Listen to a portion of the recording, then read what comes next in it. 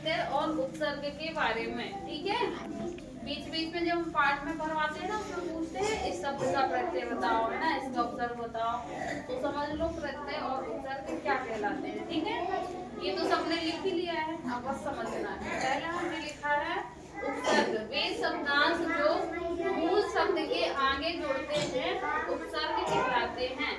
मतलब कि ऐसे शब्दांश, शब्दांश मतलब जो शब्द से भी छोटा हो, वो क्या है, शब्दांश। जैसे कि हमने लिखा ता या वी या नी, ये सब क्या है, इस टाइप की क्या कहलाएंगे, शब्दांश। ठीक है, ई भी शब्दांश हो सकता है, ठीक है, कुछ भी। तो वे शब्दांश जो मूल शब्द ऐसा शब्द जिसका कुछ अर्थ निकलता है। ठीक है, जैसे ज्ञान, ज्ञान यानी क्या होता है, उसको जानकारी हो किसी भी चीज के बारे में। ठीक है, तो ज्ञान। जैसे यहाँ लिखा गति, तो ये क्या है, शब्द है। अब इन शब्दों में अगर हम आगे कुछ भी जोड़ेंगे, उपसर्ग हमेशा आगे जोड़ते हैं। कहाँ जोड़ते हैं, आगे। प्रत्यय है जो शब्द के पीछे जोड़ते हैं, इतना हमें याद रखना है। उपसर्ग कहाँ जोड़ते हैं, आगे, और प्रत्यय कहाँ जोड़ते हैं, पीछे। तो ऐसे शब्दांश जो किसी शब्द के आगे जोड़े क्या कहलाएंगे, उपसर्ग। क्या कहलाएंगे, उपसर्ग। अब जैसे कि हमने उदाहरण लिखा है ज्ञान, ये एक शब्द है। ठीक है, उपसर्ग कहाँ जोड़ते हैं, आगे, वो भी इस शब्द के आगे जोड़ेगा। ठीक है, अब ज्ञान हुआ, हमने क्या बनाया है, अज्ञान, है ना। ज्ञान में हमने क्या जोड़ दिया, ज्ञान, आ जोड़ा है ना, क्या जोड़ा है, तो ये शब्द के हमने आगे आ जोड़ा या पीछे जोड़ा है, आगे जोड़ा है ना, और क्या जोड़ा है, आ। तो आ हमारा आगे जोड़ा है शब्द के, तो क्या कहलाएगा, उपसर्ग। क्या कहलाएगा, उपसर्ग। अब जैसे कि हमने यहाँ लिखा है गति, गति में हमने प्र आगे जोड़ दिया है ना, तो प्रगति हो गया।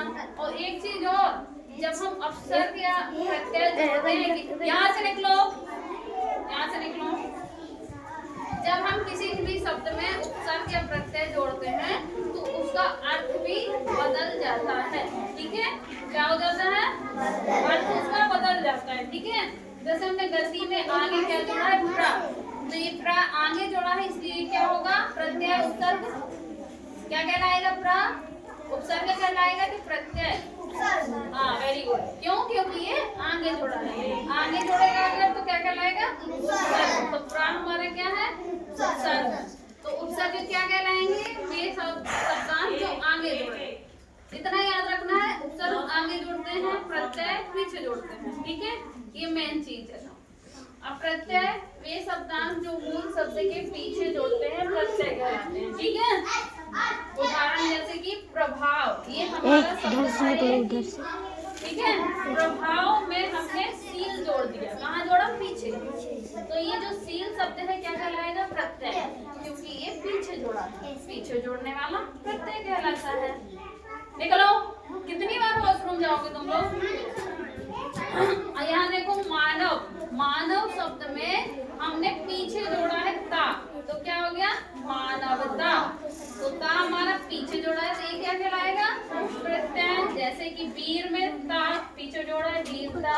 परिश्रम में हमने पीछे पूर्वक जोड़ दिया, तो क्या हो गया, परिश्रम पूर्वक। तो ये सारे पीछे जोड़ रहे हैं ना, जो पीछे जोड़ते हैं वो प्रत्यय। आगे जोड़ने वाला शब्दांश उपसर्ग, पीछे जोड़ने वाला शब्दांश प्रत्यय कहलाता है। समझ में आ गई बात, तो जरूरी नहीं है। यहाँ पे हमने जैसे कि बताया था ई, आई, ये सब भी जोड़ सकता है। जैसे हमने यहाँ लिखा बुराई, हमारा शब्द क्या बना, बुराई।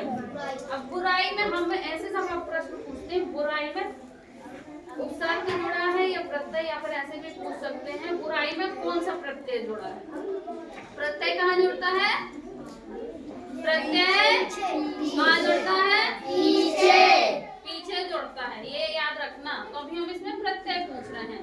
तो ये बुराई शब्द दो चीजों से मिलकर बना है, इसमें बुरा धन आई। ठीक है, बुरा हमारा एक शब्द है, बुरा में हमने आई प्रत्यय पीछे जोड़ दिए हैं, तो क्या मिलकर बन गया, बुराई। ठीक है, तो मेन चीज सिर्फ इतना याद रखना है, अभी तुम लोगों को कि उपसर्ग जो आगे जोड़ता है और प्रत्यय पीछे जोड़ता है। आ गया सभी को समझ में?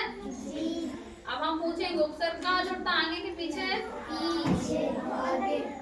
आगे। उपसर्ग कहाँ जोड़ता है?